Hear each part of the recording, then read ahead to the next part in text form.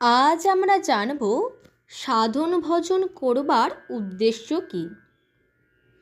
সাধন ভজন করবার উদ্দেশ্য হলো তাকে জানা, তাঁর কৃপা লাভ করা।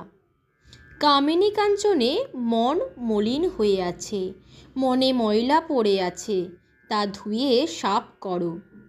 কত জন্ম ধরে ময়লা পড়ে পড়ে মনে বেজায় ময়লা ধরে রয়েছে, তাকে ধুয়ে সাফ করতে না পারলে হাজার চেষ্টা করো, কিছুই হবে না।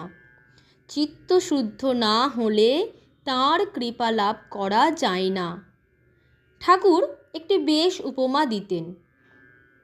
ছুঁচ কাদা মাটি ঢাকা থাকলে চুম্বকে টানে না, কাদা মাটি ধুয়ে ফেললে তখন চুম্বকে টানে।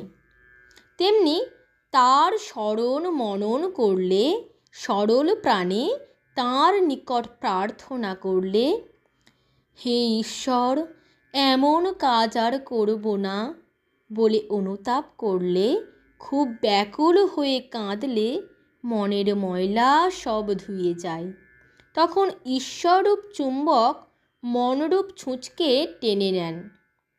মন শুদ্ধ হলেই তাঁর কৃপা হবে, কৃপা হলেই দর্শন হয়।